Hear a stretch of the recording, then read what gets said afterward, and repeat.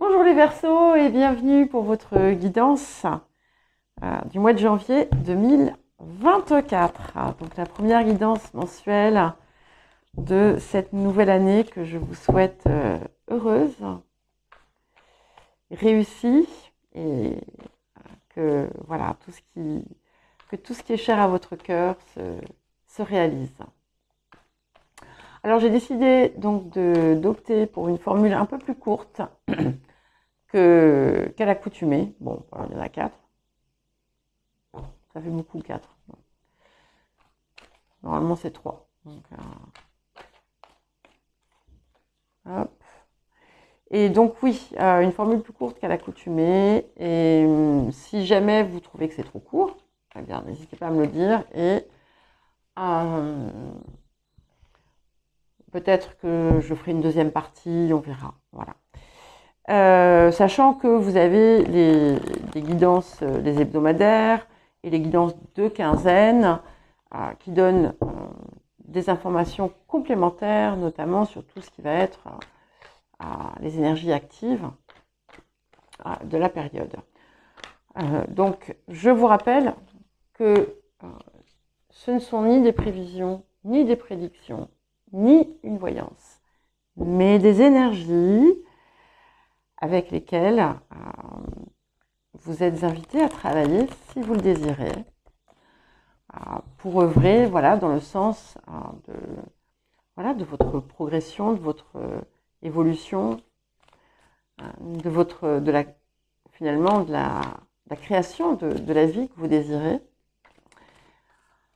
Et si vous avez l'impression qu'en fait rien n'arrive, rien ne se fait dans le sens que vous attendez, demandez-vous si vous êtes réellement là où vous devez être, si vous êtes dans votre axe. Et vous savez, quand on va, comme je l'ai dit à tous les autres signes, quand on va à contre-courant, eh bien, on rencontre de la résistance. Alors, nous allons commencer par les axes de guérison et de transformation de la période. Alors, nous avons l'exigence, nous avons la trahison et nous avons l'irrésistibilité.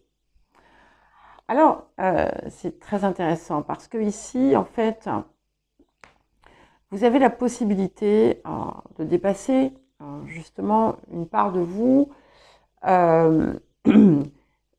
qui vous pose problème, qui engendre une souffrance, mais que vous avez peut-être vous-même provoqué sans le vouloir, bien entendu. On n'est pas attention, il n'y a pas de culpabilisation, il n'y a pas de jugement. Ce sont parfois des mécanismes tout à fait inconscients. Et en fait, il est possible que certaines parmi vous, aient un lot d'exigences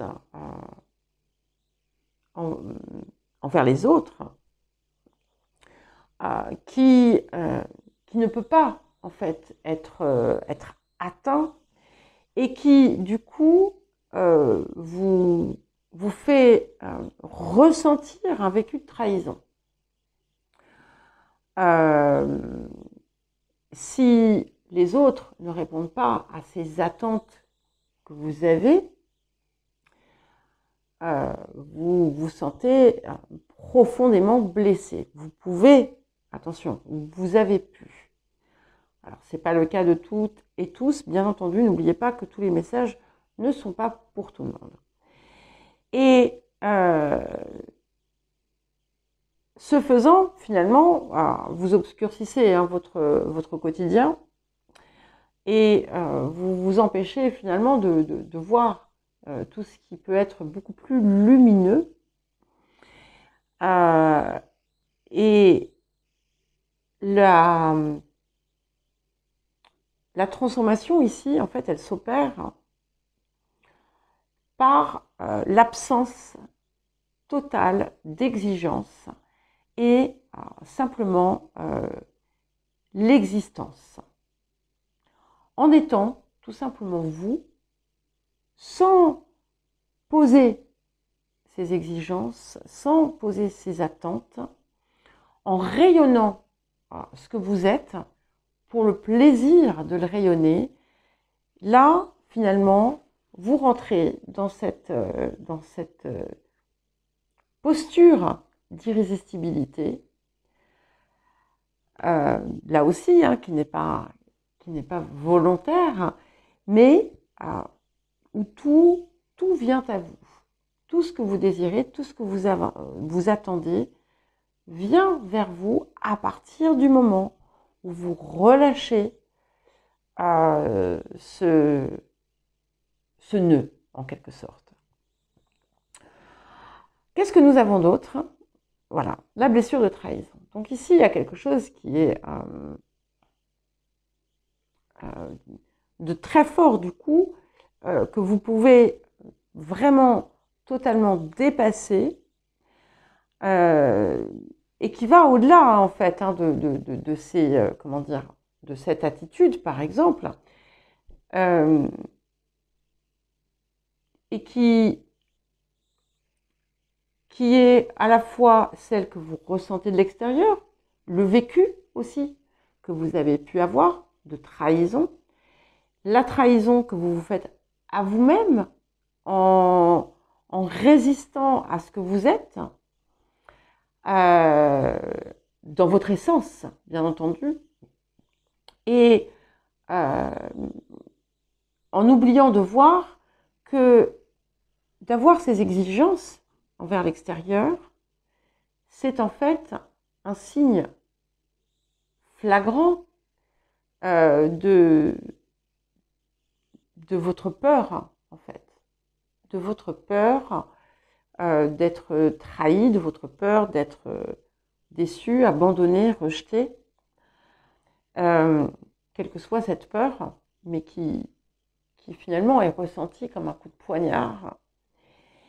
Et toutes les expériences qui ont réveillé cette peur étaient là pour vous aider à la dépasser. Parce qu'en fait, à partir du moment où vous retrouvez, où vous prenez conscience de votre valeur et de votre force intérieure et de votre irrésistibilité, à partir du moment où vous rayonnez sans attente et sans contrainte, eh bien, vous retrouvez votre plein pouvoir.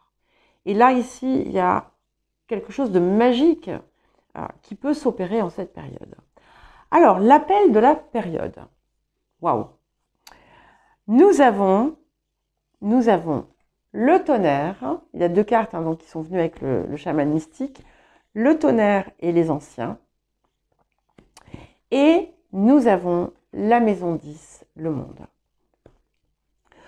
Alors ici, j'ai plusieurs choses qui me viennent. Déjà, on a effectivement comme un coup de tonnerre là, qui arrive, mais pas un mauvais coup de tonnerre. On vous appelle à être la tour. Vous savez, la fameuse maison Dieu, la tour, à changer radicalement quelque chose,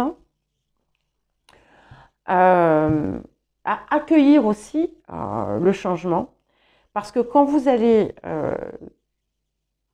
avancer vers finalement vers une toute nouvelle perspective, tout va changer en fait, de façon presque radicale. Et avec la carte des anciens, vous avez en plus, ce faisant, vous avez, vous créez, vous posez un acte dans l'univers, déjà. Vous créez comme une nouvelle chaîne, mais pas une chaîne enchaînante, tout un processus qui va impacter les générations qui suivent.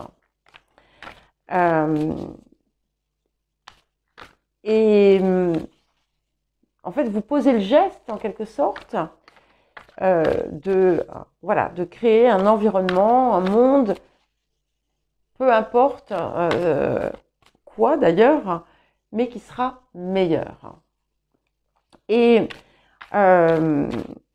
avec la carte de la maison 10, on a aussi ce rappel de l'irrésistibilité qui vous met au sommet, finalement, dès que finalement vous sortez de ces blessures d'ego, de ces blessures de trahison. Dès que vous relâchez cette pression, en fait, il y a comme quelque chose qui s'illumine en vous et que vous pouvez diffuser, encore une fois, puisque on vous appelle toujours à rayonner ou transmettre de façon publique, de façon plus large. Il peut y avoir, dans certains cas, d'ailleurs, en lien avec cette histoire de blessure, quelque chose qui vient d'une figure paternelle.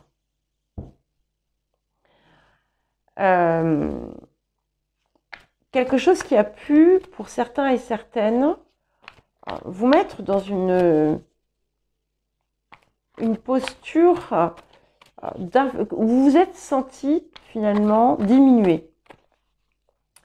Et vous n'avez pas pu, du coup, en raison de ça, exprimer pleinement votre essence, votre réalité, votre vérité, et où vous n'avez jamais pu totalement être dans votre rayonnement ou pour atteindre finalement des nouveaux sommets. Et là, ici, tout s'ouvre, tout est possible.